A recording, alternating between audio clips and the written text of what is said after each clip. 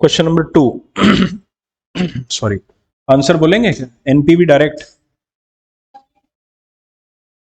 1843 real. 1.7। अच्छा,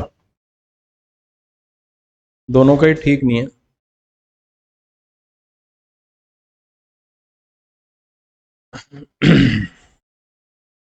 चलो देखेंगे, या तो मैं सॉल्यूशन भेज दूंगा, एक बार मैच कर लेना, तो यहाँ अपना टाइम बचेगा। अभी मैं पूरा करने जाऊंगा या उसमें, उसके बाद 3 हमने कर लिया था।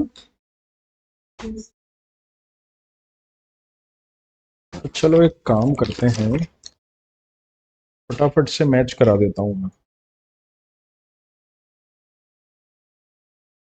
छोड़ो, 3 कर लिया था हमने। क्वेश्चन नंबर 4 होमवर्क दिया था, तो मेरे ख्याल से ये आसान है। आप तो मुझे बस इसमें इतना बता दो कि एनपीवी किसकी ज्यादा आई थी, प्रोजेक्ट पी की, और आईआरआर किसका ज्यादा आया होगा, जे का।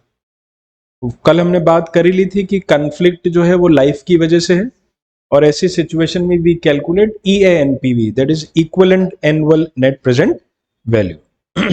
ठीक है। उसके बाद क्वेश्चन नंबर 6 और 7 भी आपको होमवर्क दिए थे, इनसे मुझे मतलब है, ये मेरे लिए रिलेवेंट है, इनके आंसर्स आप बताएंगे। क्वेश्चन नंबर 6, तनिषा, शाबाश, करेक्ट आंसर है, वेरी गुड। और ये नेगेटिव होगा, 39800 या 822 नेगेटिव, तो हमें इस रिप्लेसमेंट को नहीं करना चाहिए। करेक्ट आंसर है, शाबाश। क्वेश्चन नंबर 7 का आंसर बोलो तनिषा, क्यों? हाँ हाँ हाँ,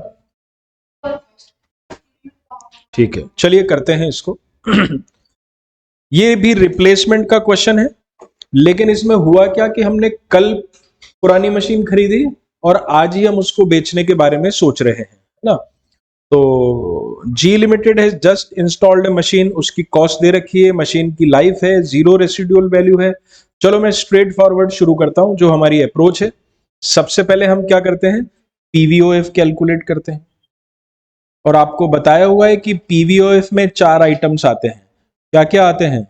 cost of new asset, sale of old asset, tax on capital gain और लॉस, और चौथा क्या, इंक्रीमेंटल वर्किंग कैपिटल।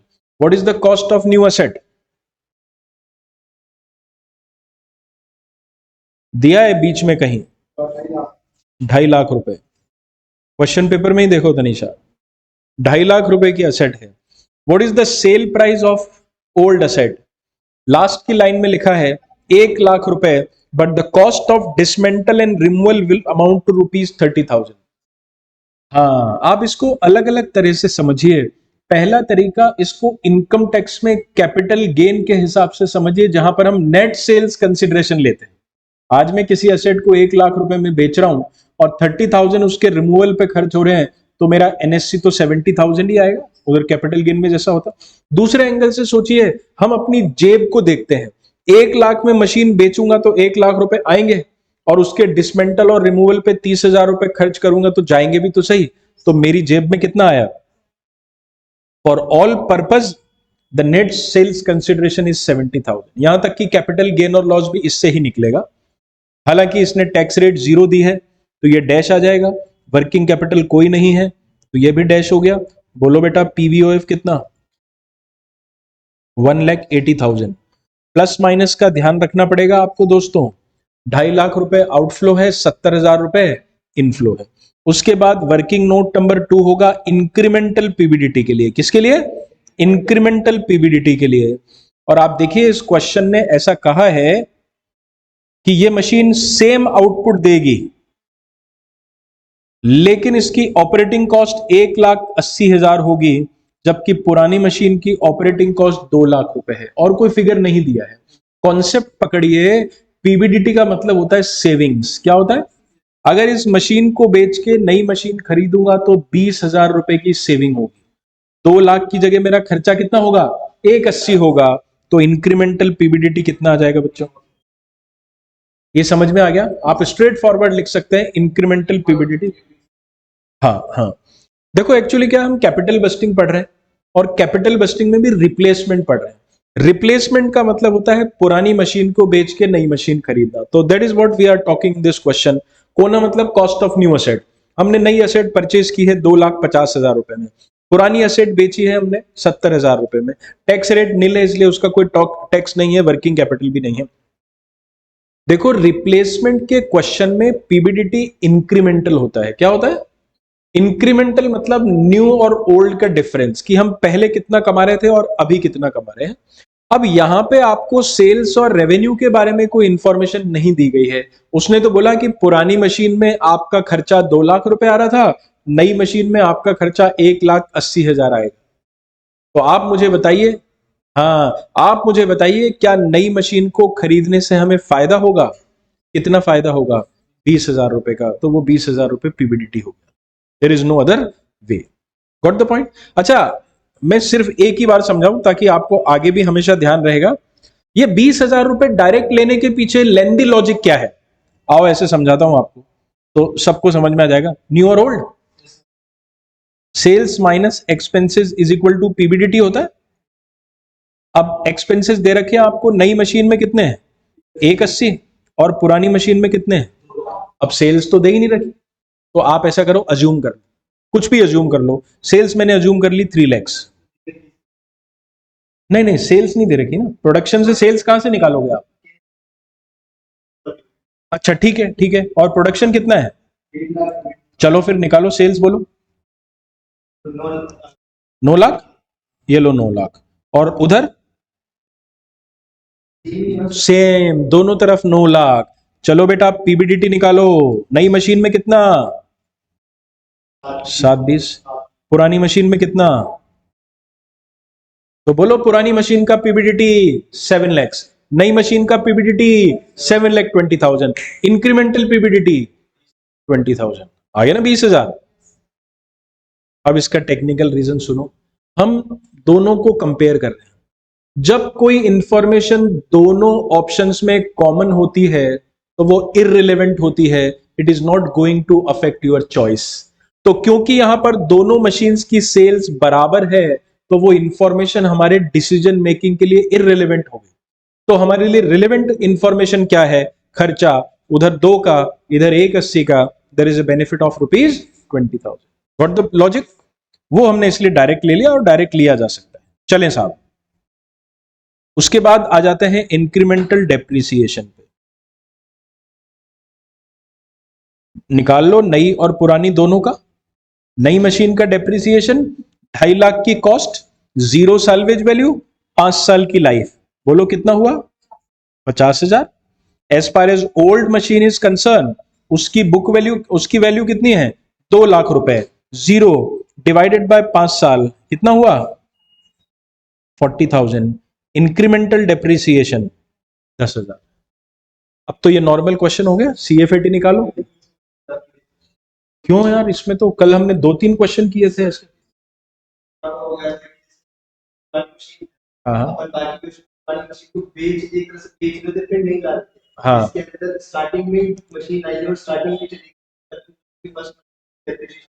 सही बात। तो इसका जवाब ये सुनो, इससे पहले जो क्वेश्चन हमने किए थे उसमें मशीन 3 साल पुरानी थी, कोई में 2 साल पुरानी थी, कोई में 5 साल पुरानी, इसमें 1 दिन पुरानी।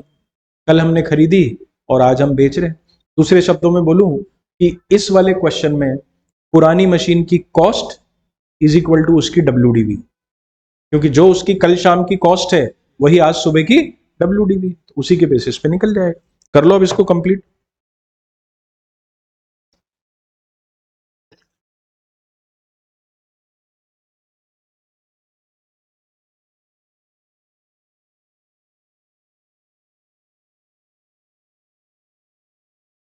विश्वास, वो बाहर मुकेश जी से शीट ले आओ, ये एक।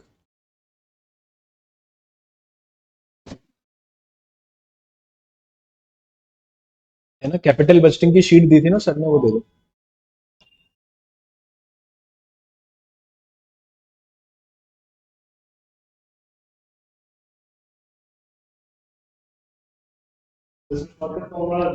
हम्म, बिल्कुल शॉर्टकट।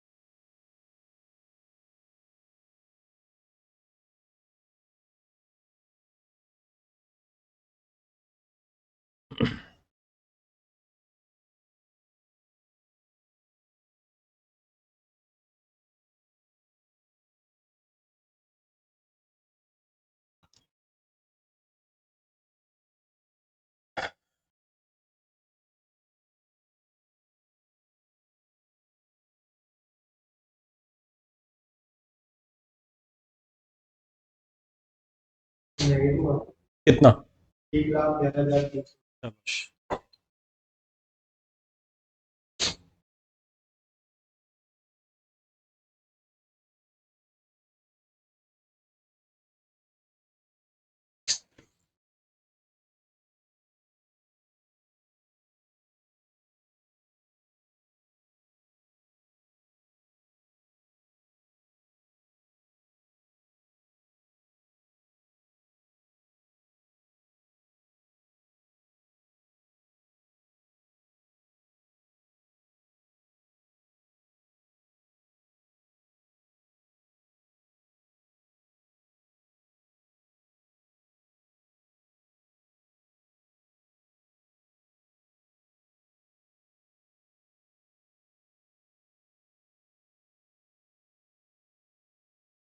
नहीं नहीं, क्यों? आपका CFAT कितना आया? 30,000। तो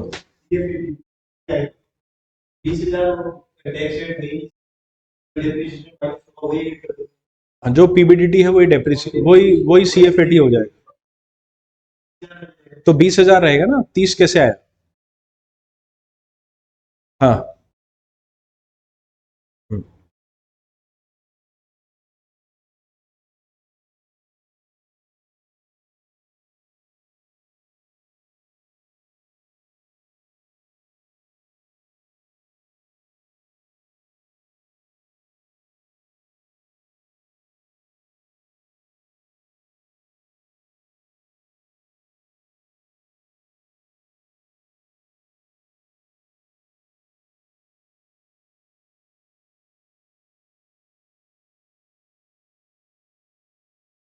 हाँ जी,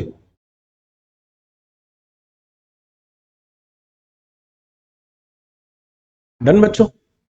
चलो क्वेश्चन नंबर 9 करेंगे। आज भी हमारा कंसंट्रेशन रिप्लेसमेंट के क्वेश्चंस पे ही रहेगा। क्वेश्चन नंबर 9, बढ़िया क्वेश्चन है ये भी। विश्वास आ जाओ इधर, क्वेश्चन नंबर 9 पे आ जाओ अभी। A product is currently manufactured on a plant that is not fully depreciated for income tax purpose and has a book value of rupees 60,000। तो ये उसकी WDV हो गई, बुक वैल्यू हो गई। It was bought for rupees 1,20,000 6 years back। 6 साल पहले से 1,20 में खरीदा गया था। The cost of product is as follows। Direct cost बोलो, indirect labour, other variable overhead, fixed overhead. यानी इस मशीन पे हमारी पर यूनिट प्रोडक्शन की कॉस्ट 64 रुपए आ रही है। 10,000 units are normally produced. It is expected that old machine can be used indefinitely into the future. समस्या हो गई। अब तक जितने भी क्वेश्चंस हमने किए उसमें पुरानी मशीन की एक रिमेनिंग लाइफ होती थी, लेकिन ये तो क्या कह रहा है? Old machine can be used indefinitely into the future after suitable repairs of rupees 40,000 are carried out annually। यानी हर साल 40-40 हजार रुपए की रिपेयर कराते रहो और ये मशीन आपकी जीवन भर चलती रहेगी। और आप इसे बेचना चाहें तो अच्छी बात है। अब बहुत ध्यान से पढ़ना। A manufacturer of machinery is offering a new machine with the latest technology at rupees 3 lakhs after trading of the plant for rupees 30,000। I repeat, a manufacturer of machinery is offering a new machine with the latest technology at rupees 3 lakhs after trading of the plant for rupees 30,000। The project cost of then will be direct cost, indirect labor, other variable overhead, fixed overhead. तो total cost per unit कितनी हो गई? यानी पुरानी machine में कितनी थी और नई मशीन में कितनी है? बढ़िया फायदा हो रहा है। ठीक है, अब आगे की line boss. The fixed overhead are allocations from other department plus depreciation on plant and machinery. यानी ऊपर जो 16 रुपए और 20 रुपए के फिक्स्ड ओवरहेड आपको दिए हैं ना, वो क्या है? Allocations from other department plus depreciation on plant and machinery. बच्चों ये इंटर का या एक बेसिक कॉन्सेप्ट है कि जब हम CFAT निकालते हैं, जब हम PBDT निकालते हैं, अलोकेशंस को कंसीडर नहीं करते। अलोकेशन का मतलब डिस्ट्रीब्यूशन। हेड ऑफिस पे कोई खर्चा हुआ, आपने डिपार्टमेंट पे डिवाइड किया, या एक डिपार्टमेंट का खर्चा है, आप दूसरों पे अलोकेट कर रहे हैं। अलोकेशन मींस डिस्ट्रीब्यूशन, वो रियल कैश आउटफ्लो। आज मान लो मैं आप तीनों को पार्टी दूं, तो खर्चा तो मेरा होगा, लेकिन मैं क्या करूंगा, कॉस्टिंग के पॉइंट ऑफ व्यू से उस खर्चे को डिवाइड बाय 3 कर दूं कि भाई मैंने 300 रुपए की पार्टी दी, तो तुम तीनों पे 100 रुपए अलोकेट कर दिए। क्या तुम्हारी जेब से 100 रुपए का आउटफ्लो हुआ? नहीं, वो तो सिर्फ कॉस्टिंग के पॉइंट ऑफ व्यू से हमने डिस्ट्रीब्यूट किया है। आपको क्या याद रखना है, जहां अलोकेशन वर्ड आ गया उस पर छोटा सा कट लगा देना, उसको कैलकुलेशन में कंसिडर नहीं करना है, क्योंकि अलोकेशन का मतलब डिस्ट्रीब्यूशन है, वो रियल कैश आउटफ्लो नहीं है। तो इसमें एक तो अलोकेशन है, दूसरा डेप्रिसिएशन है। अलोकेशन कंसिडर करना नहीं है, डेप्रिसिएशन हम खुद अलग से ही कैलकुलेट कर लेंगे। तो ऊपर 16 रुपए पे कट लगा दो, नीचे 20 रुपए पे कट लगा दो, है ना। तो क्वेश्चन सब टिपिकल है, इसलिए आपको एक एक बात समझनी पड़ेगी। आगे क्या कहता है, the old machine can be sold for ₹40,000 in the open market. बोलो क्या मतलब हुआ?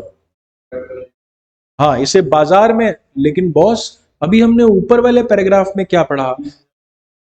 हमने ऊपर वाले पैराग्राफ में पढ़ा, the manufacturer of new machinery is offering the new machine with the latest technology at ₹3 lakhs after trading of the plant for ₹30,000। I mean वो मैन्युफैक्चरर आपको नई मशीन 3 लाख में कब देगा? जब आप उसके साथ अपनी पुरानी मशीन को एक्सचेंज कर लेंगे, तो ये 40,000 वाली इंफॉर्मेशन इररिलेवेंट हो गई, यूजलेस हो गई। Since you are not selling the asset in the open market, आप तो उसे एक्सचेंज कर रहे हैं, तो दिस इंफॉर्मेशन इज इररिलेवेंट। सुनो, अगर इस क्वेश्चन की लैंग्वेज ऐसी होती, सुनो इधर, the cost of new machine is X rupees, you have a choice, या तो आप इसको 30,000 में सेट ऑफ कर लो, या आप इसको ओपन मार्केट में, अगर वो आपको दोनों ऑप्शन खुले देता, तो आप बेटर ऑप्शन को चूज करते कि भैया हम तो 40 में मार्केट में बेचेंगे। लेकिन अभी ऐसा नहीं है। वो जो मैन्युफैक्चरर है, वो आपको नई मशीन 3 लाख में देगा ही तब जब आप उसके साथ एक्सचेंज करेंगे। तो ये 40,000 वाली इंफॉर्मेशन क्या हो गई? यूजलेस। मैं फिर दोहराता हूं, अगर वो आपको इंडिपेंडेंट इंफॉर्मेशन देता कि नई मशीन X रुपीज की है, आप चाहो तो ट्रेड ऑफ कर लो, आप चाहो तो ओपन मार्केट में बेच दो, तो हम ओपन मार्केट में बेचते। फिलहाल ये 40,000 बेकार है, तो नई मशीन ले लो भैया, 10 साल चलेगी, साल्वेज वैल्यू उसकी 20,000 रुपए रहेगी, रेट ऑफ टैक्स 50% होगा। अब सुनो, इस क्वेश्चन में समस्या क्या है। आप अभी तक जो भी 2 4 5 क्वेश्चन हमने किए, एक रिमेनिंग लाइफ होती थी। यहां पे रिमेनिंग लाइफ कितनी है? नहीं है, इनफाइनाइट है। तो यार हम कोई इनफाइनाइट के लिए थोड़ी क्वेश्चन सॉल्व करेंगे। मैंने आपको कल ही कहा था कि रिप्लेसमेंट में टाइम ओरिजिन सेम होता है हमेशा। तो इस क्वेश्चन में नई मशीन की लाइफ कितनी है? तो हमारी मजबूरी है क्वेश्चन को सॉल्व करने के लिए हम पुरानी की भी क्या मान लेंगे। और इसीलिए क्वेश्चन ने हमारी मदद की है। क्वेश्चन कहता है, for income tax purpose the cost of new machine and that of old one may be depreciated in 10 years। आपको इनकम टैक्स के पॉइंट ऑफ व्यू से दोनों को कितने साल में निपटाना है? 10-10 साल में निपटाना है। रेट ऑफ रिटर्न 10% है, फ्यूचर में भी प्रोडक्ट की डिमांड यही रहने वाली है। बताइए हमें रिप्लेसमेंट करना चाहिए या नहीं? Ignore capital gain taxes. आओ करते हैं, मैं करूंगा। क्वेश्चन नंबर 9 है ना।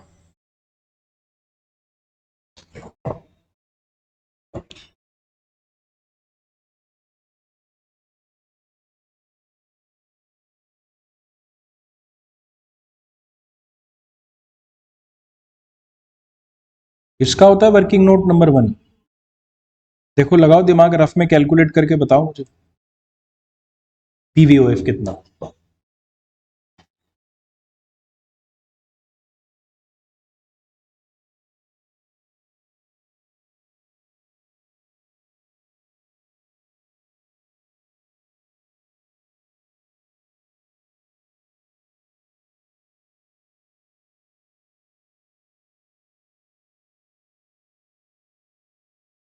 हम्म।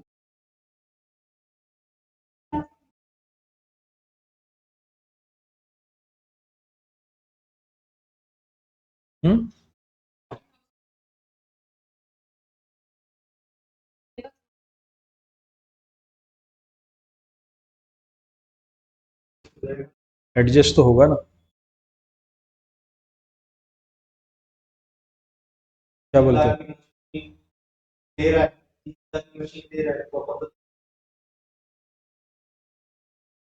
सेंटेंस दोबारा पढ़ो। मैंने भी 2 बार पढ़ा था, आप भी 2 बार पढ़ो। A manufacturer of machine with the latest technology is offering a new machine with the latest technology. आगे पढ़ो। At rupees 3 lakhs after trading of the old plant for rupees 30,000. नहीं बेटा। हाँ हाँ, आप सही सोच रहे थे। आफ्टर ट्रेडिंग ऑफ, पुरानी मशीन को काटने के बाद वो मुझे 3 लाख रुपए में दे रहा है। तो ये 3 लाख रुपए एक्सचेंज की बाद वाली वैल्यू है। आगे ऐसे भी क्वेश्चन आएंगे जिसमें पहले वाली वैल्यू दे रखी होगी, तो फिर माइनस करना पड़ेगा। तो इसका मतलब मशीन की कॉस्ट कितनी रही होगी दोस्तों? हमने इसको सेट ऑफ कितने में किया? इनकम टैक्स उसने दिया ही नहीं, तो अच्छी बात है, जीरो हो जाएगा। वर्किंग कैपिटल है ही नहीं, तो बोलो अपना पीवीओएफ कितना? ये एक एक वर्ड पे ध्यान रखना पड़ता है अपने को इधर। Working note. हाँ, सीओएन मतलब कॉस्ट ऑफ न्यू असेट। क्योंकि हम नई असेट खरीद रहे हैं तो इसलिए उसको बोलते हैं कॉस्ट ऑफ न्यू असेट, और पुरानी बेच रहे हैं तो उसको बोलते हैं sale of old asset. Incremental PBDT. चलो आपको थोड़ा आराम से करके, प्रेजेंट वैल्यू ऑफ आउटफ्लोज।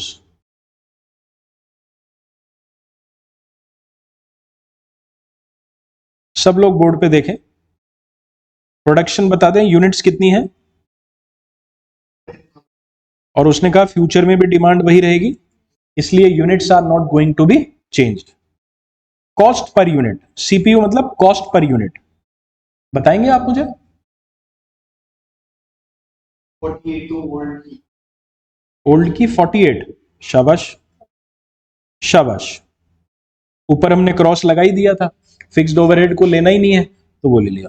अब मैं यहां लिख देता हूं टोटल कॉस्ट।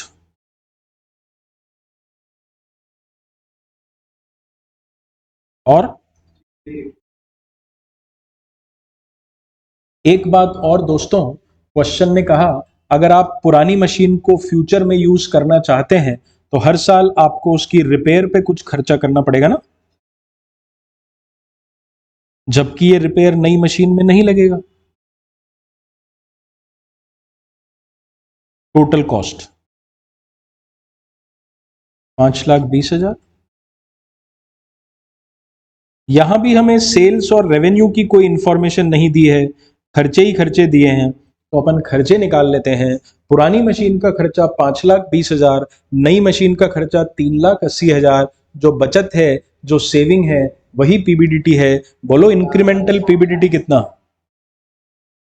जी, नोट कीजिए इतना, फिर आगे चलेंगे।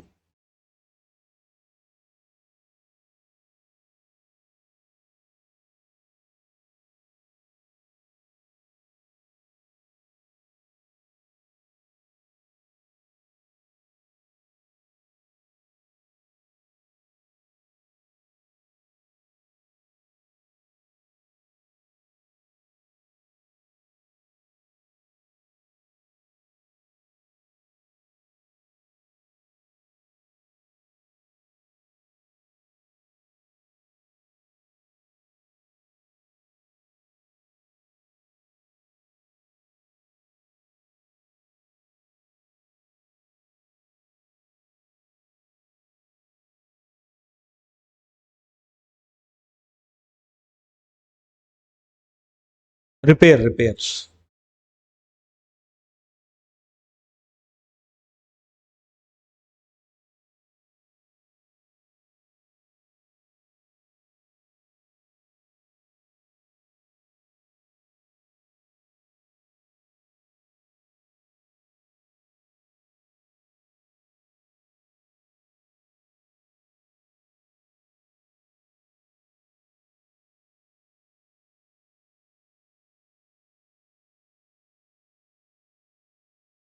हाँ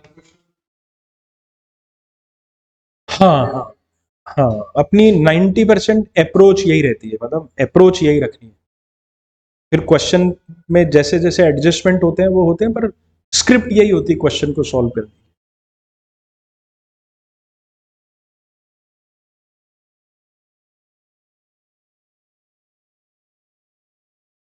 पहले हम पीवीओएफ निकालते हैं, फिर पीबीडीटी निकालते हैं, फिर डेप्रिसिएशन निकालते हैं।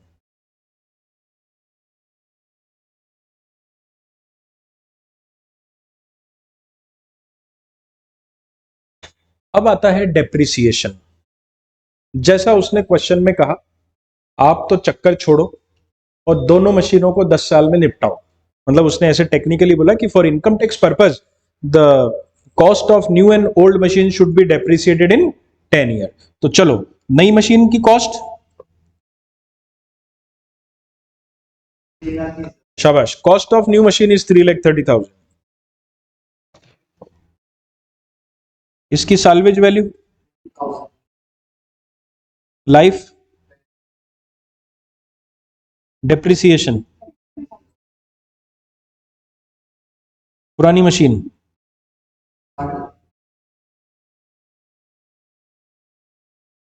Tanisha,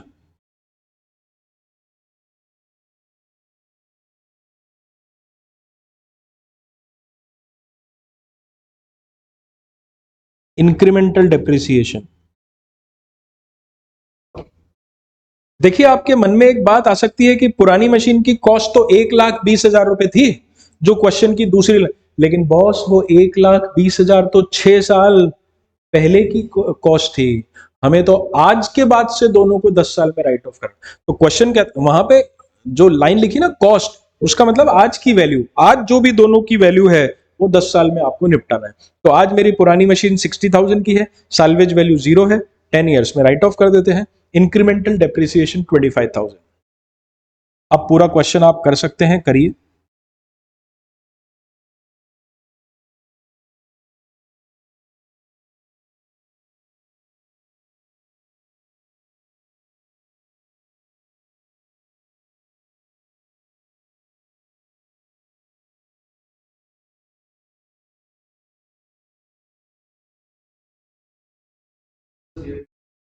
cash flow after tax.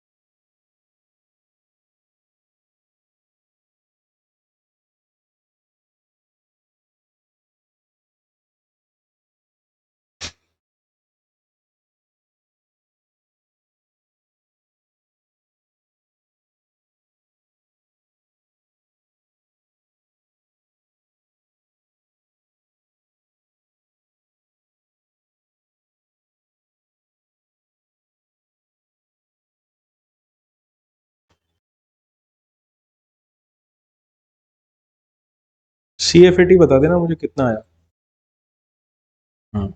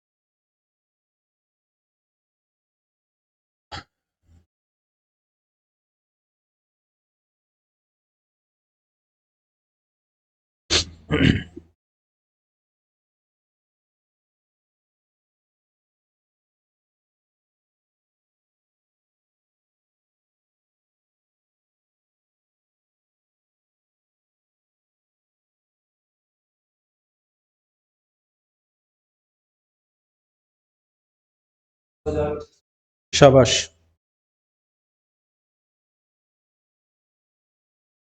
Positive.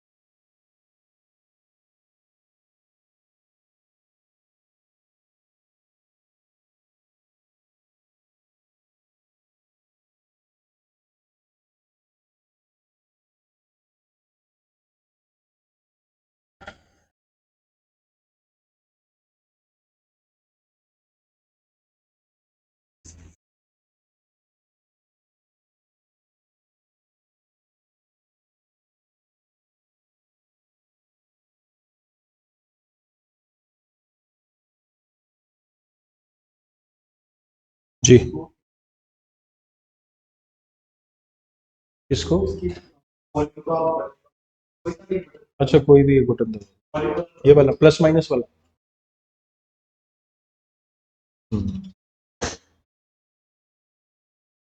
ठीक है, कितना आ रहा है तुम्हारा?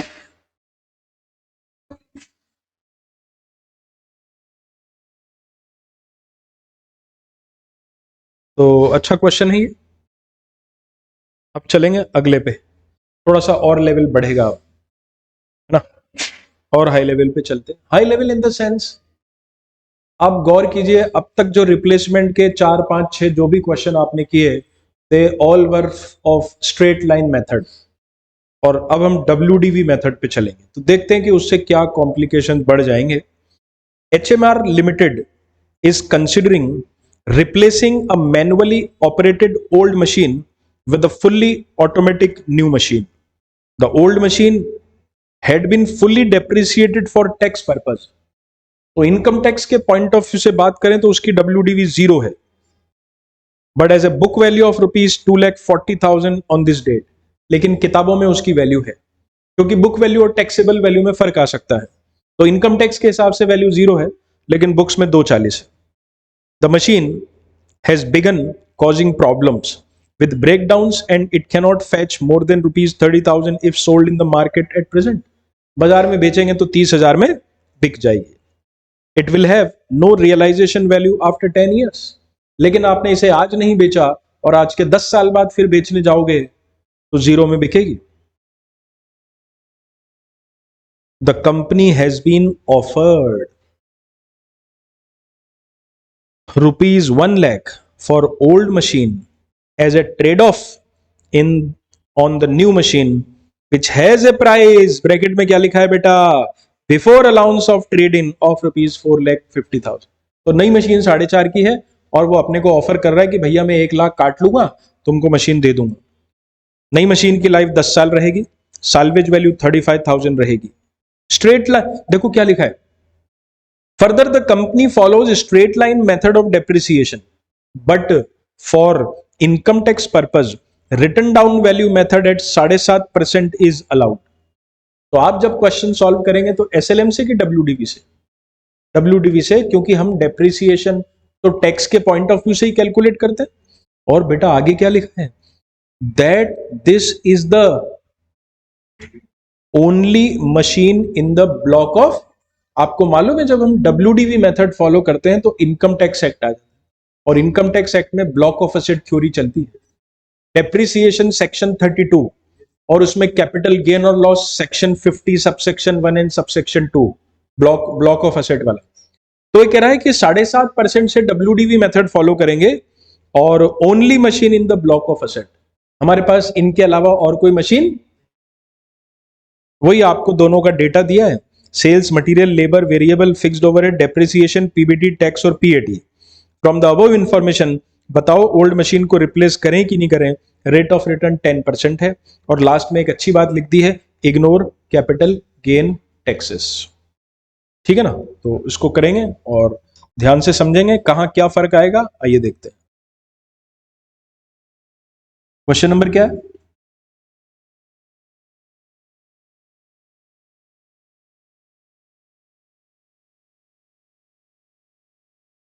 वर्किंग नोट नंबर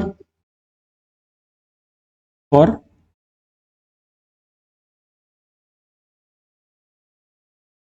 बोलो cost of new asset, sale of, तीसरा आइटम क्या टैक्स, और चौथा आइटम क्या इंक्रीमेंटल वर्किंग कैपिटल। बोलो cost of new asset, sale of old asset, शाबाश। टैक्स तो उसने मना ही कर दिया और वर्किंग कैपिटल है ही नहीं, अच्छी बात है। तो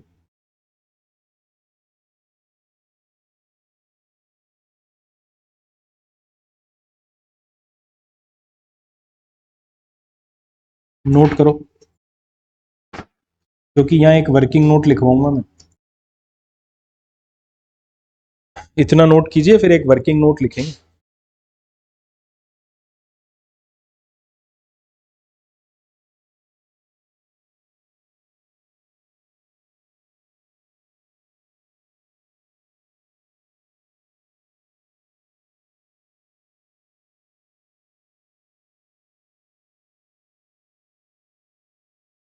देखो, अगर यहां आखिरी सेंटेंस नहीं लिखा होता, क्या लिखा है आखिरी सेंटेंस, अगर नहीं लिखा होता तो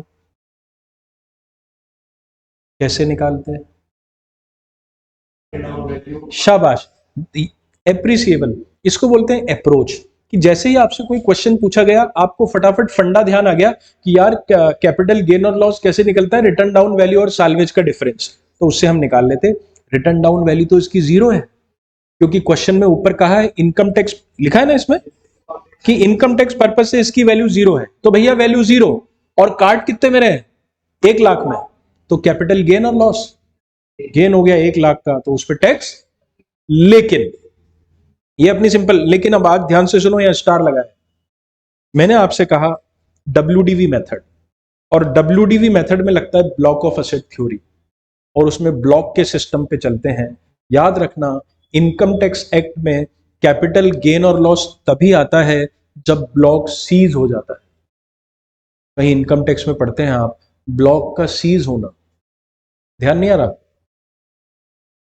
इनकम टैक्स एक्ट में कैपिटल गेन और लॉस तभी आता है जब ब्लॉक सीज हो जाता। अगर ब्लॉक एग्जिस्ट करेगा तो कैपिटल गेन और लॉस नहीं होता है income tax act. Depreciable asset की बात कर रहा हूं। आप सोचो हमने यहां पर क्या किया है, पुरानी मशीन को बेच के, तो बोलो ब्लॉक सीज की एग्जिस्ट। सीज का मतलब होता समाप्त, ब्लॉक समाप्त हो गया कि एग्जिस्ट कर रहा है, और ब्लॉक एग्जिस्ट कर रहा है तो कैपिटल गेन और लॉस। समझ गए, लिखो यहां पे जो मैंने स्टार लगाया है। There will arise no capital gain और loss, there will arise no capital gain और loss on sale of old asset, on sale of old asset, as the old asset is replaced with new one, as the old asset is replaced with new one, comma, the block does not cease to exist, the block does not cease to exist।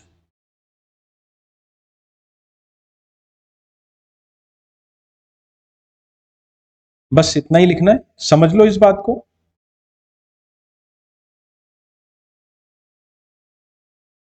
सुनो दोस्तों, तो फिर ये thumb rule हो गया।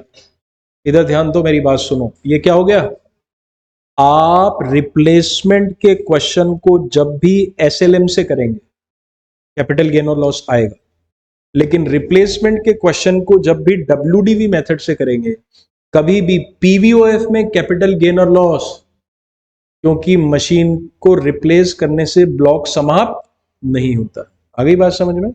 आगे बढ़े। PBDT, old machine, new machine. मैं डायरेक्ट भी लिख सकता हूं, लिख ही देते हैं, क्या ही फर्क पड़ता है। कोई बताएगा मुझे PBDT यहां पे कैसे? शाबाश। 348750।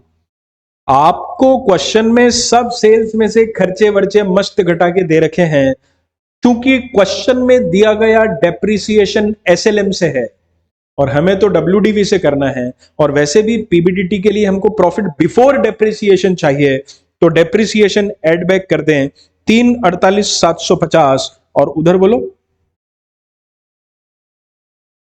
428,428 428,750 इंक्रीमेंटल PBDT।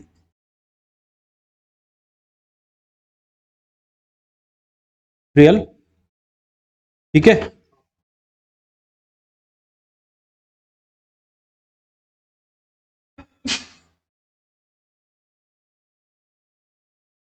सीधा AC के सामने बैठे हो तुम? अच्छा अच्छा।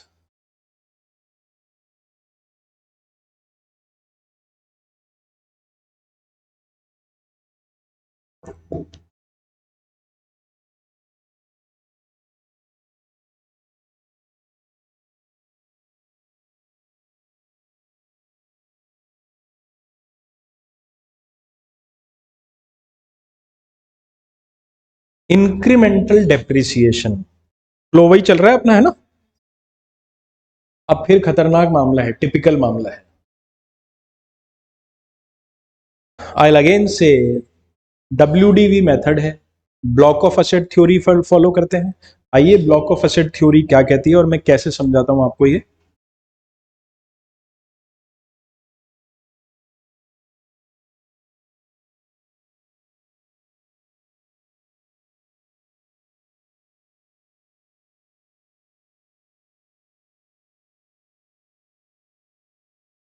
मैं आज की बात कर रहा हूं। आज मेरे पास एक पुरानी मशीन है, मैं नई खरीद रहा हूं, पुरानी को बेच रहा हूं, और फिर उससे मेरी कहानी आगे चल रही है। What is the opening? अच्छा, मैं एक काम और कर दूं, ओपनिंग WDV किसकी है? ओल्ड की। खरीद क्या रहे हैं? बेच क्या रहे हैं? ओल्ड की। तो क्लोजिंग WDV किसकी बचेगी? है ना? चलो, पुरानी मशीन की ओपनिंग WDV बताइए। शाबाश। नई मशीन खरीद रहे हैं कितने की? पुरानी बेच रहे हैं कितने की? क्लोजिंग WDV बोलो बच्चा।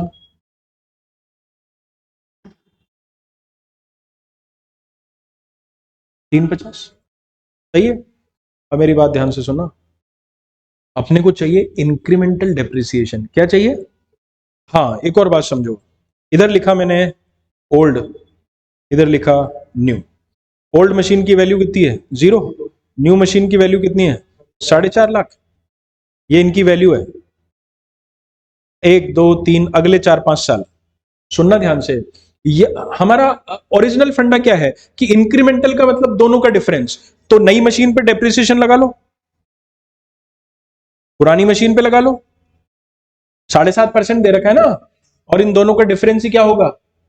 इंक्रीमेंटल डेप्रिसिएशन होगा। लेकिन ऐसा नहीं, यदि ये दोनों मशीनें अलग अलग ब्लॉक से बिलोंग करती, अगर ये दोनों मशीन्स, तो हम यही करते, 4.5 पे अलग निकाल लेते, 0 पे अलग निकाल लेते, और दोनों का डिफरेंस इंक्रीमेंटल होता, जैसा कि हमने पिछले क्वेश्चंस में किया था। लेकिन भैया, इनकम टैक्स एक्ट में WDV में तो हम block of asset theory follow करते हैं, इसीलिए मैंने ये ब्लॉक बनाया है। जरा ध्यान से देखिए, opening plus purchase minus sales is, एक मिनट, यहां न्यू की जगह मुझे सेल लिखना है। Opening plus purchase minus sale is equal to closing, है ना? हाँ, मैं बहुत रुक रुक के आराम से बात कर रहा हूं, इसलिए ध्यान से समझो। अब इस वर्किंग नोट पे जरा गौर फरमाइए। यदि हम रिप्लेसमेंट कर लें, यानी आफ्टर रिप्लेसमेंट, डेप्रिसिएशन किस पे लगेगा? अमाउंट बोलो। 3.5 लाख पे। और यदि हम रिप्लेसमेंट नहीं करते तो जीरो पे लगता। यानी अगर मैं रिप्लेसमेंट नहीं करता तो इस पे लगता, और अगर कर लेता हूं तो इस पे लगता। तो what is the effect of replacement? इन दोनों का डिफरेंस। तो अपने को देखो, आपको ये बात समझनी है। अभी मैंने यहां जो एग्जाम्पल लिखा था उसमें 0 और 4.5 आ रहा था। नई मशीन की वैल्यू कितनी? 4.5। पुरानी की कितनी? 0। मैंने कहा 4.5 पे लगाओ, 0 पे लगाओ, दोनों का डिफरेंस ले लो, इंक्रीमेंटल हो गया। लेकिन यहां तो क्या हो रहा है? यहां तो 3.5 और 0 हो रहा है। तो दोनों कैलकुलेशन में फर्क है। चूंकि ये दोनों मशीन सेम ब्लॉक से बिलोंग करती है, इसलिए हम ब्लॉक बनाएंगे। तो closing WDV, opening WDV. Had the machine not been replaced, the amount would have been calculated on 0। Yes sir कि नो सर? और चूंकि मशीन को रिप्लेस कर लिया है, तो फिर क्लोजिंग डब्ल्यूडीवी पे डेप्रिसिएशन लगेगा, वो 3.5 लाख पे लगेगा। तो आप इन दोनों का लगा के डिफरेंस ले लो, इंक्रीमेंटल डेप्रिसिएशन आ जाएगा। या सुनो, एक काम करो,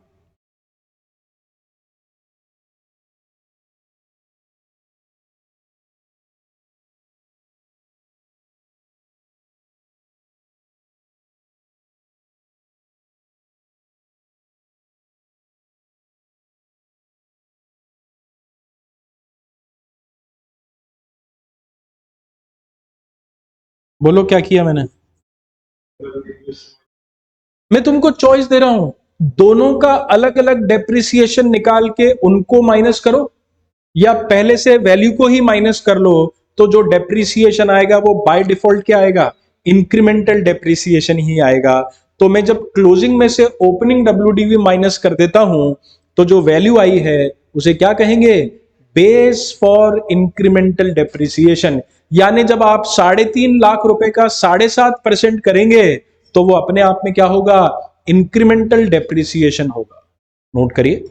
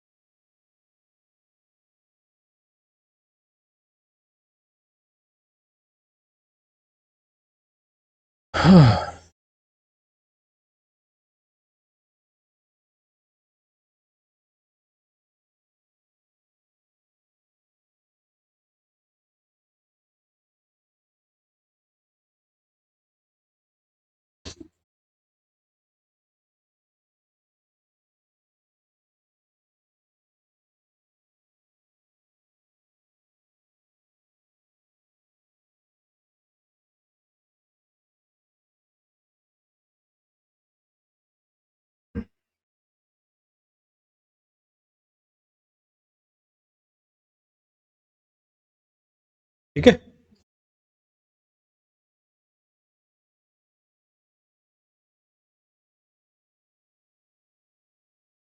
हो गया पीवीओएफ, पीबीडीटी और डेप्रिसिएशन। अब अपनी प्रेजेंटेशन पे आ जाते हैं अपन।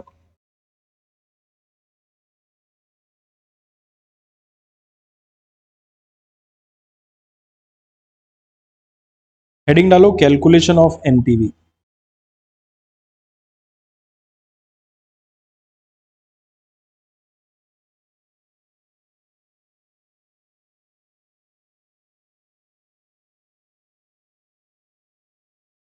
कितनी लाइफ है?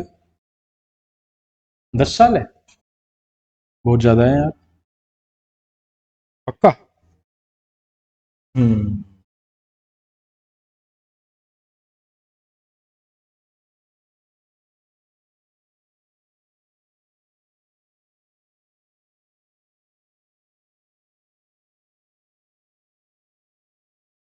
इंक्रीमेंटल पीबीडीटी,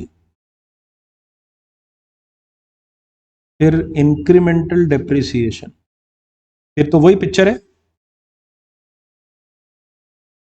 मैं थोड़ा कंजूसी कर रहा हूं।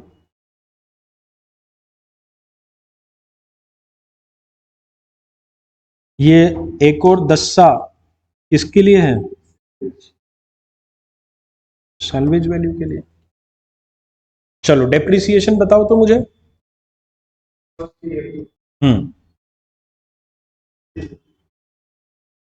नहीं, क्यों?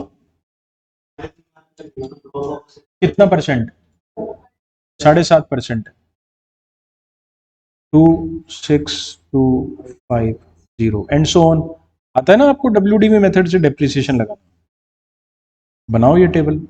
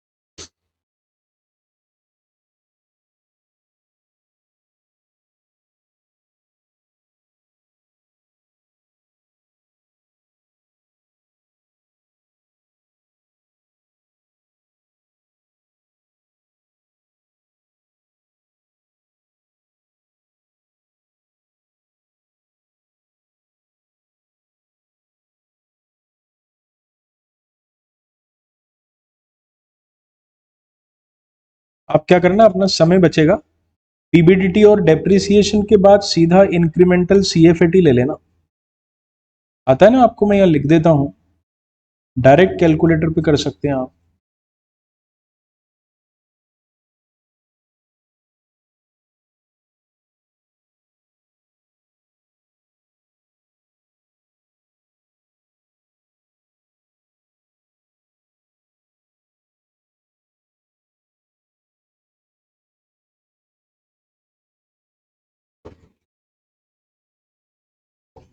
हम्म।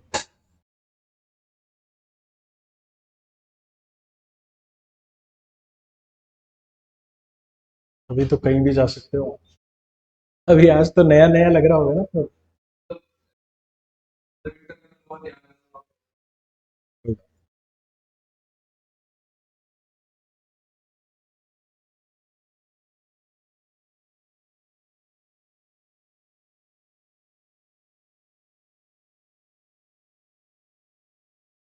हम्म।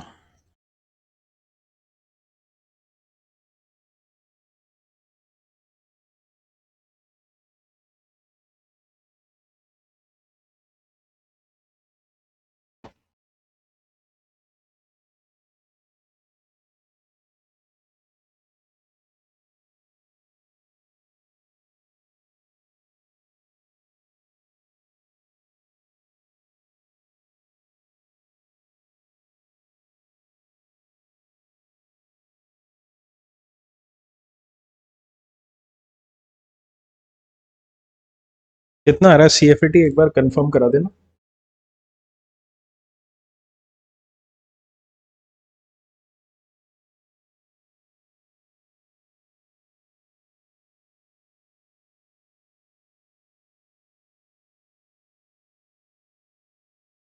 कितना आ रहा है तनिषा? हाँ, 6387 सही है। रियल। देखो एक और शॉर्टकट तरीका बताता हूँ। हालांकि एग्जाम में तो अपने को पूरी टेबल बनानी पड़ेगी, पर जब हम प्रैक्टिस करें तो ताकि जल्दी से हो जाए, मैंने आपको पीबी सीएफएटी निकालने का शॉर्टकट बताया था पहले दिन। सीएफएटी मैंने आपको समझाया था कि PBDT minus depreciation is PBT minus tax is PAT. PAT में डेप्रिसिएशन जोड़ दो तो सीएफएटी। फिर मैंने कहा था ऐसा क्यों कर रहे हैं हम, टैक्स बेनिफिट लेने के लिए। तो एक ऑल्टरनेटिव है हमारे पास, शॉर्टकट मेथड है, पीबीडीटी को बनाओ आफ्टर टैक्स और उसमें डेप्रिसिएशन का टैक्स बेनिफिट जोड़ दो, लिखा भी होगा आपके रजिस्टर में। अब चूंकि यहाँ पे पीबीडीटी सेम है तो क्या करो, पीबीडीटी को पकड़ो आफ्टर टैक्स, टैक्स रेट कितनी है तो इसको आफ्टर टैक्स बनाओ 56,000, पीबीडीटी को आफ्टर टैक्स बनाए तो 56। अब ये तो कांस्टेंट रहेगा ना 1 से लेके 10 साल तक।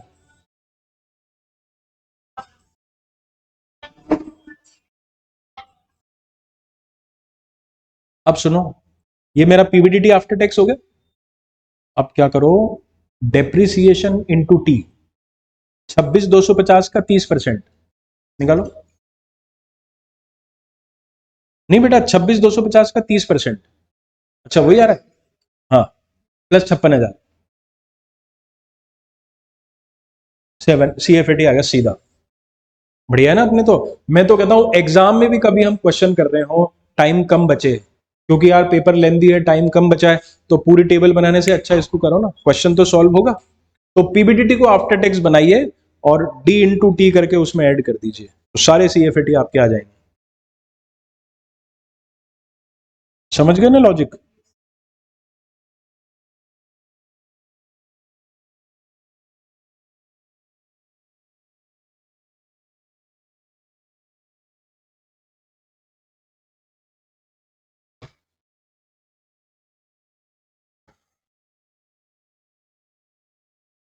तुम पॉसिबल हो तो टाइम निकाल के वीडियोस देख लेना आज, जो पिछली 3 क्लासें हुई है।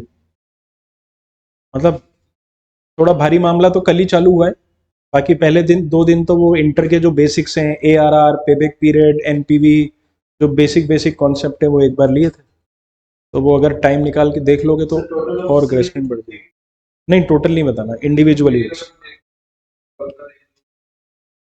आप उल्टा चल लो, अगर कल का देखने से आपको समझ में आ जाता है कि हाँ भाई मैनेजेबल है, उससे काम चला लो, और जहाँ डाउट आता है तो अपन बैठ जाएंगे अलग से, उनसे डाउट पूछ लो, मतलब लेकिन वो वीडियोस देखने के बाद जहाँ पर्टिकुलर कुछ कंफ्यूजन है वो क्लियर कर लो। चलो CFAT फर्स्ट ईयर एक बार बता दो जी। ठीक है, ठीक है, ठीक है, ठीक है, हाँ, ठीक है, ठीक है, शाबाश, शाबाश। साल्वेज वैल्यू है क्या इसमें? हाँ है ना। नई मशीन की कितनी है?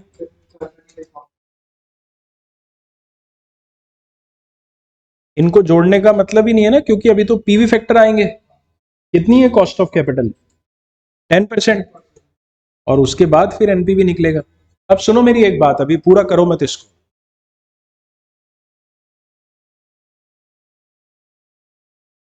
तुमने निकाल लिया पूरे 10 साल की कैश फ्लो, कर लो।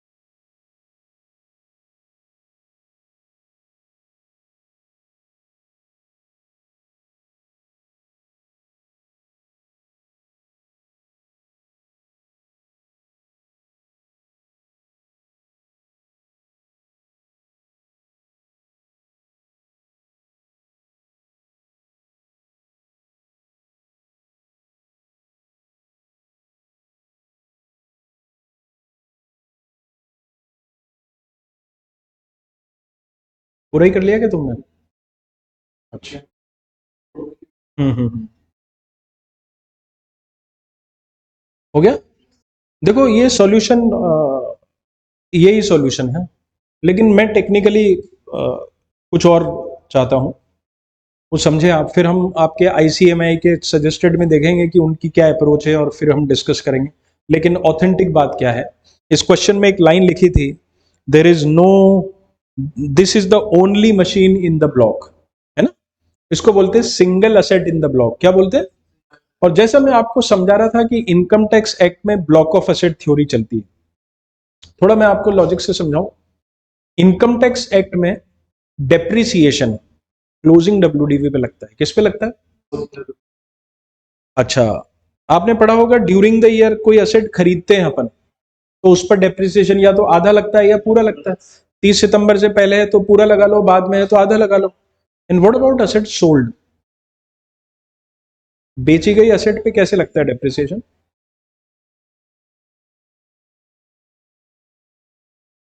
मान लो कोई असेट आपने 30 मार्च को बेची, 364 दिन चला के, तो क्या होगा? इनकम टैक्स एक्ट में बेची गई असेट पर डेप्रिसिएशन नहीं लगता है, चाहे आप 2 अप्रैल को बेचो, हाँ शाबाश तुमने सही आंसर दिया, या 30 मार्च को बेचो, क्योंकि ब्लॉक बनता बेटा opening plus purchase minus sale is equal to closing.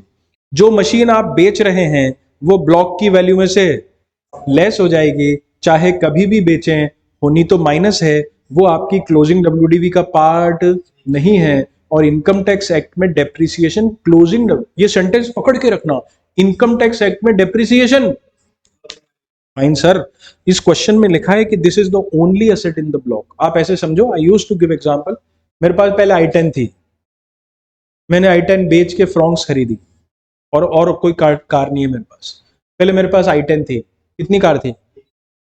आई10 को बेच दिया और फ्रॉन्क्स खरीद ली, कितनी कार है? और कोई ब्लॉक में असेट, अब आज के 10 साल बाद ये फ्रॉन्क्स भी बेच दूंगा, तो ब्लॉक, ब्लॉक खत्म, तो फिर काय का डेप्रिसिएशन? चूंकि आप 10वें साल में अपनी मशीन को 35,000 रुपए में बेच रहे हैं, तो कायदे से 10वें साल का डेप्रिसिएशन अलाउड नहीं होना चाहिए। लेकिन बुक में सॉल्यूशन में लगा रखा है, और हमें यह बात समझनी होगी कि इसका एक ऑल्टरनेटिव वे, यहां पे डैश आ जाएगा। डैश क्यों आएगा? क्योंकि ब्लॉक में सिंगल असेट है, और जब सिंगल असेट होती है तो ब्लॉक सीज हो जाता है, तो लास्ट ईयर का डेप्रिसिएशन चार्ज नहीं होता। लेकिन मैं कहूंगा कि इसमें आपको वेरिएशन देखने को मिले, किसी बुक में, कहीं सजेस्टेड में, स्कैनर में, किसी ऑथर की बुक में हो सकता है देखने को मिल भी जाए, ना भी मिले। आपको कंसेप्चुअल क्लैरिटी होनी चाहिए कि वैसे तो नहीं लगना चाहिए, लेकिन किसी ने लगा दिया तो है। हाँ ठीक है, ओरिजिनल फंडा तो यही है ना। तो नीचे नोट डालो आप यहाँ पे, since it is the single asset in the block, since it is the single asset in the block, since it is the single asset in the block shall cease to exist in 10th year. The block shall cease to exist in 10th year.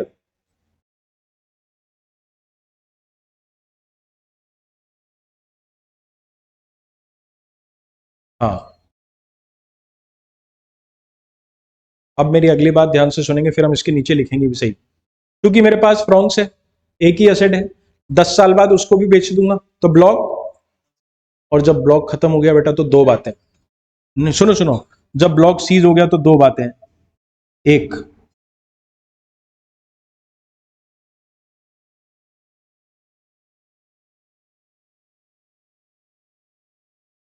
बोलो,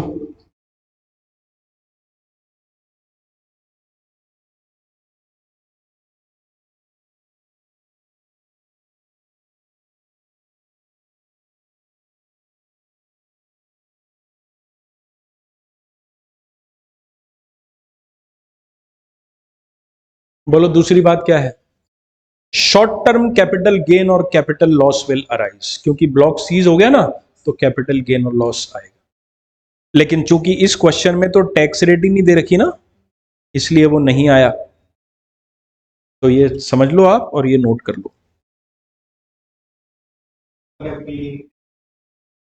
नहीं, वो question का आखिरी sentence पढ़ो ना, वो ignore करने को बोल रहा है, इग्नोर कैपिटल गेन टैक्सेस।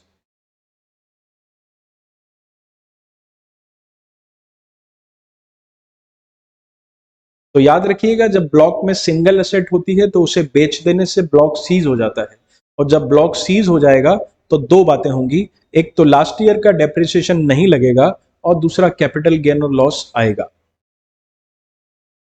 इस क्वेश्चन में नहीं आया क्योंकि उन्होंने मना कर दिया था। ज्यादातर वो मना ही कर देते हैं आपके लेवल पे, बढ़िया बात है, मना कर देते हैं तो।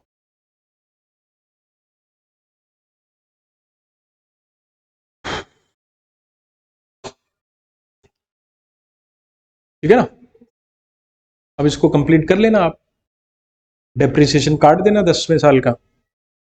चलो एक और क्वेश्चन करेंगे। नहीं नहीं, बाकी डेप्रिसिएशन जीरो हुआ ना बेटा, तो बाकी की पिक्चर तो चलेगी।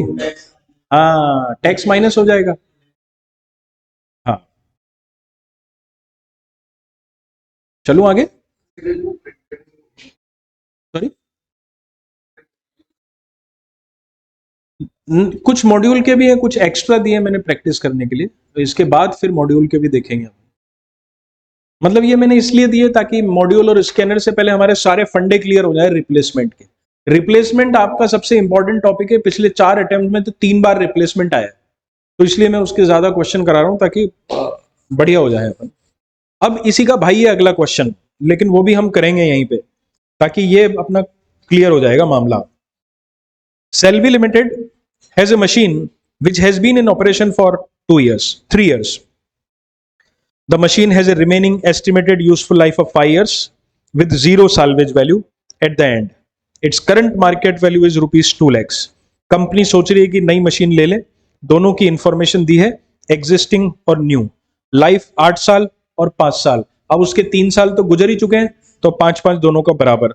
साल्वेज वैल्यू 0 और 40,000। Annual output, selling price, annual operating hours, material cost per unit, labour cost per hour, याद आ रहा है ऐसा क्वेश्चन कल किया था, indirect cash cost per annum. The company uses, बोलो क्या, written down value of depreciation at the rate of 20%। आगे क्या लिखा है बच्चा, it has several other machines in the block, block में बहुत सारी मशीन है।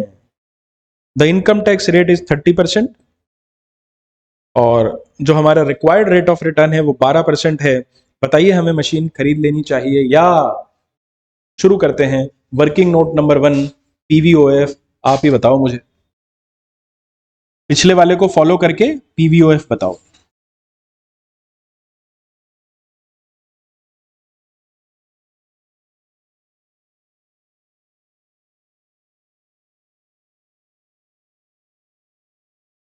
ग्यारह नंबर है ना ये,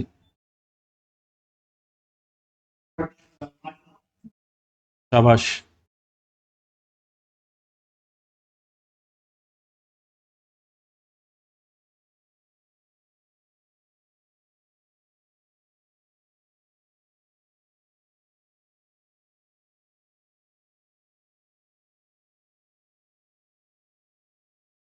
कितने की है नई मशीन, पुरानी कितने में बेच रहे हैं? टैक्स आएगा ही नहीं, मना कर रखा है। हाँ, सही बात है। रिप्लेसमेंट का मतलब क्या, नई मशीन कब खरीदोगे, पुरानी बेचोगे, तो मतलब बेचनी तो है, ये पक्की बात है, तो किस वैल्यू पे बेचेंगे, करंट मार्केट। तो मैं ऐसा कह सकता हूं कि भाई, in the absence of any other information we will assume that the old machine shall be sold at its current market value. आज जो बाजार में चल रही होगी उसी पे बेचूंगा, 8 लाख। चलो अगला वर्किंग नोट दो आप लोग।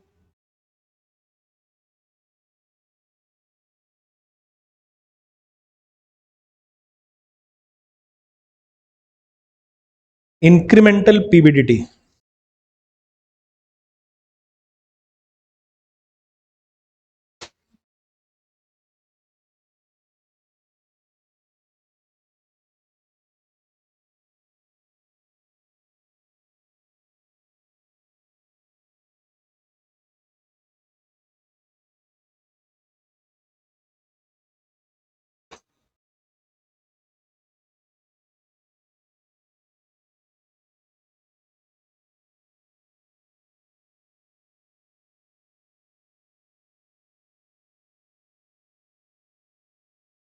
इंक्रीमेंटल पीबीडीटी, दोनों का डेटा दिया है आपको, यूनिट्स दिए हैं, घंटे दिए हैं, सेलिंग प्राइस दिया है, ऐसे करके दोनों का प्रॉफिट निकाल लेंगे और उसका डिफरेंस ले लेंगे।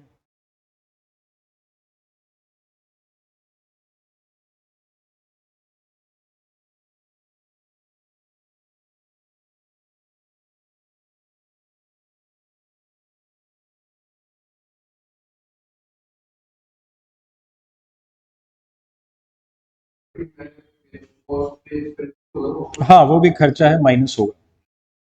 हमारा फंडा ये कहता है कि पीबीडीटी मतलब sales minus all cash expenses, all का मतलब ऑल।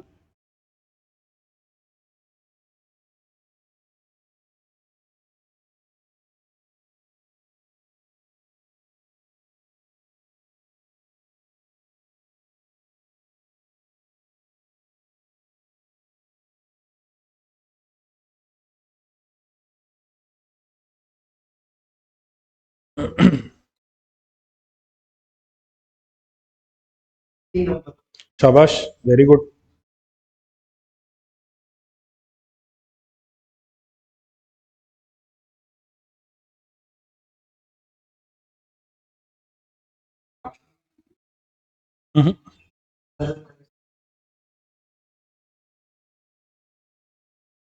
बताओ मुझे कैसे किया आपने, एक एक वैल्यू बोलो।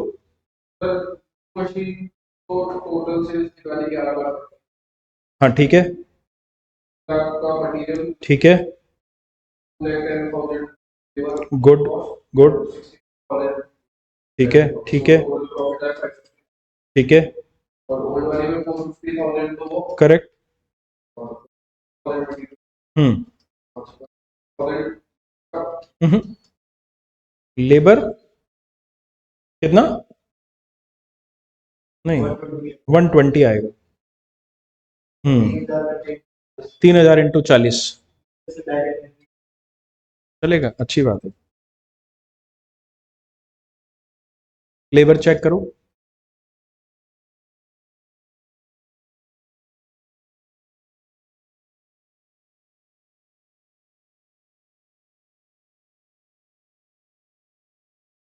नहीं बोलो, चलो न्यू मशीन का पीबीडीटी कितना आया? पुरानी का कितना आया? नहीं, गलत है। चलो वैल्यूज बोलो, सेल्स बोलो। Next, next, next. हाँ बस, तो कैलकुलेशन मिस्टेक है।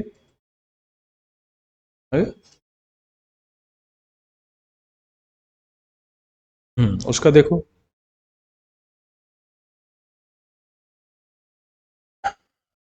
रेल आगे बढ़ो, वर्किंग नोट नंबर 3 पिछले क्वेश्चन की तरह ही चलेगा।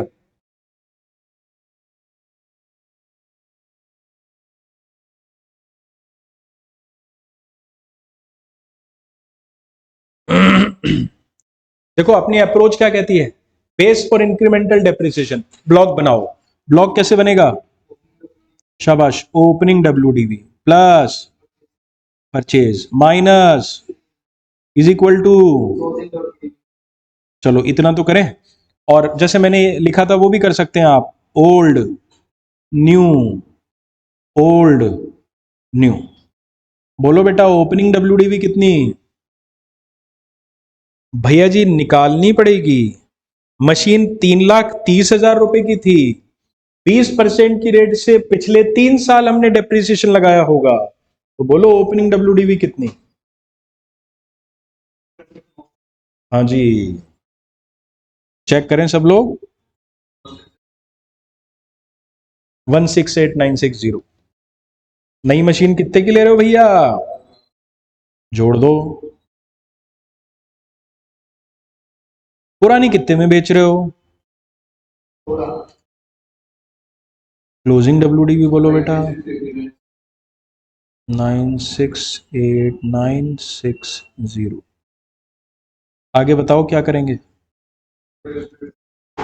नहीं बेटा,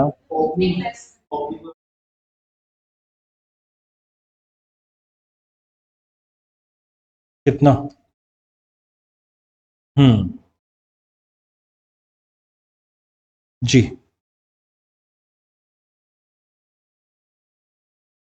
का बेस है, यानी इस पे जो डेप्रिसिएशन निकलेगा वो अपने आप इंक्रीमेंटल डेप्रिसिएशन होगा।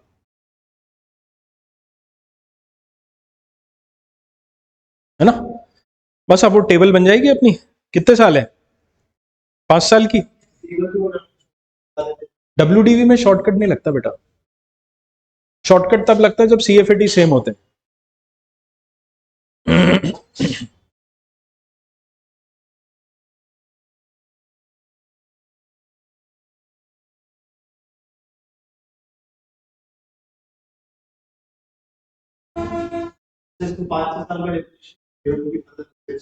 हाँ मिलेगा इसमें। हाँ, और ब्लॉक में और भी एसेट है तो ब्लॉक सीज नहीं होगा तो फिर 5वें साल के डेप्रिसिएशन लगेगा। सही बात।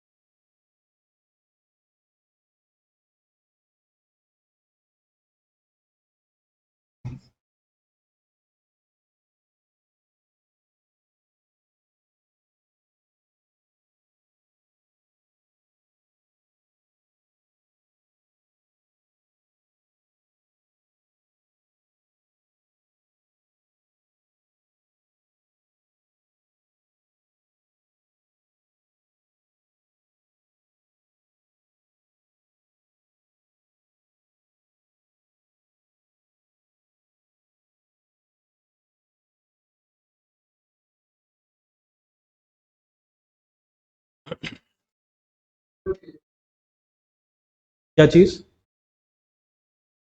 हाँ नहीं, सेम है ना, तो इसमें पर एनम है, सेम रहेगा। डेप्रिसिएशन तो बॉस WDV मेथड है ना, तो WDV मेथड से कैसे निकलता है?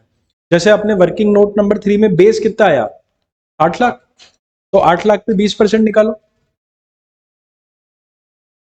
160। अब ये माइनस हो जाएगा उसमें से, तो रिमेनिंग वैल्यू क्या बचेगी? हाँ हाँ, 8 लाख में से 160 चला गया तो 640। अब अगले साल 640 पे लगेगा, 640 का 20% देखो कितना होता है, फिर वो भी माइनस हो जाएगा, फिर उस पे लगेगा। तो अब इसका देखो, इसका तरीका देखो, आप जीरो करो कैलकुलेटर को, पहले मेरी बात सुन लो उसके बाद आप चेक करना, ध्यान देना। जैसे आपने कहा 8 lakhs, पहले पूरी बात सुन लेना फिर करना, इंटू 25%, ये करोगे तो क्या आएगा? नहीं नहीं नहीं नहीं, नहीं करना नहीं, थ्योरेटिकली बोलना है। सॉरी 20%, नहीं बेटा, थ्योरेटिकली क्या आएगा? वो तो वैल्यू बता रहे हो आप मैथमेटिकली। 8 लाख का 20% करने से फर्स्ट ईयर का डेप्रिसिएशन आएगा, मैं उसको नाम दे दूं D1। अब क्या करना है आपको थ्योरेटिकली? हाँ, तो उसके लिए हम कैलकुलेटर पे करते हैं माइनस इज इक्वल टू, तो कैलकुलेटर अपने आप माइनस कर देगा। अब इंटू 20%, D2, फिर क्या करेंगे? माइनस, तो मैं ये कहना चाह रहा हूं इंटू 20% करने से डेप्रिसिएशन आएगा, माइनस इज इक्वल टू करने से डब्ल्यूडीवी आएगी, तो एक ही बार में काम हो जाएगा अपना। इंटू 20% किया लिख लिया, माइनस इज इक्वल टू किया डब्ल्यूडीवी आ गए, फिर इंटू 20% किया फिर लिख लिया, चेक करो।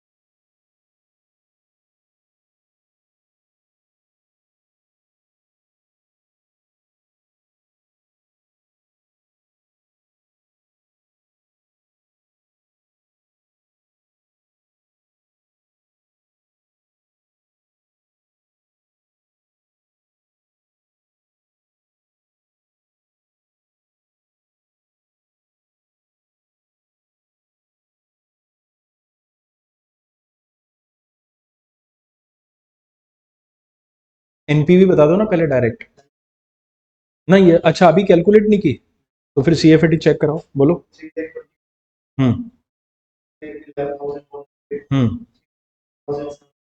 हम्म हम्म ठीक है।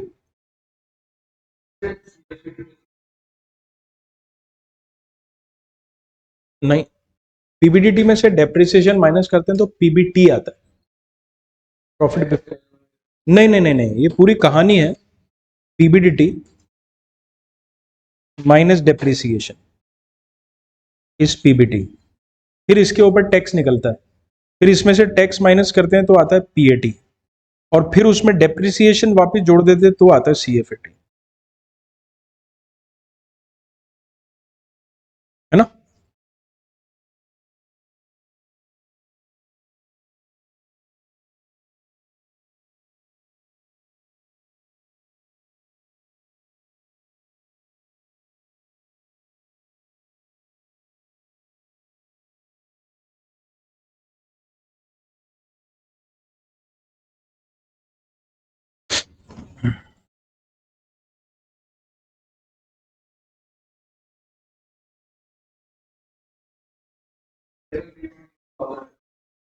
हाँ करेक्ट।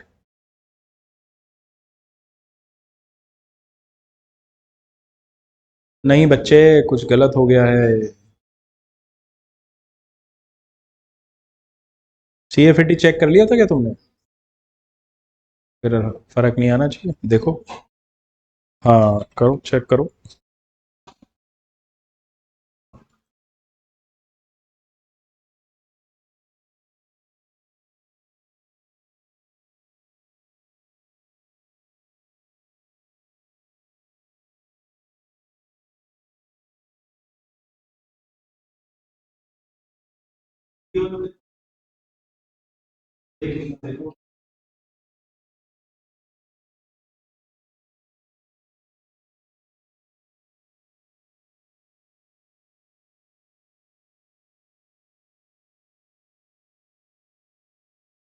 अभी भी कुछ नहीं, नहीं कुछ गड़बड़ है, देखते हैं प्रियल का क्या आ रहा है।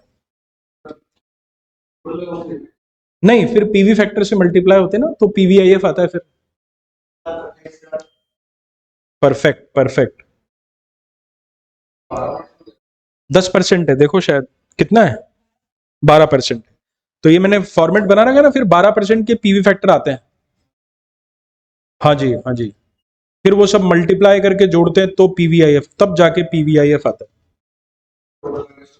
हाँ फिर उसमें से पीवीओएफ माइनस करते हैं।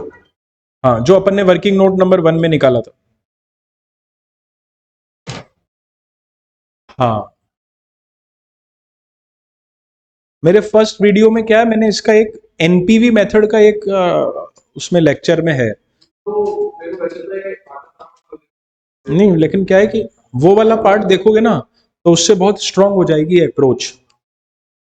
मैंने उसमें एग्जाम्पल के थ्रू समझाया कि हम एनपीवी बेसिकली निकालते कैसे हैं, अप्रोच क्या है, वही अप्रोच हर क्वेश्चन में लगती है फिर।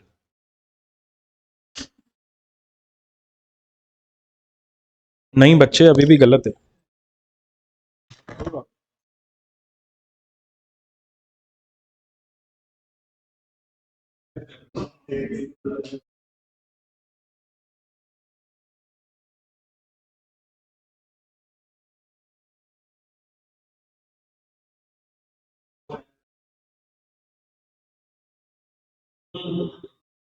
फर्स्ट ईयर का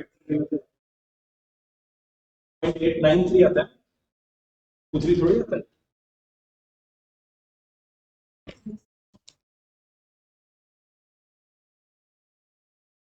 डन है बॉस।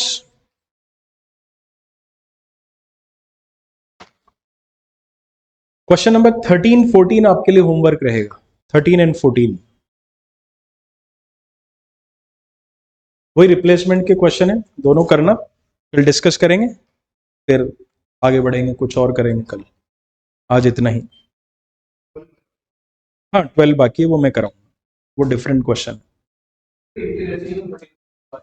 हाँ बिल्कुल जी।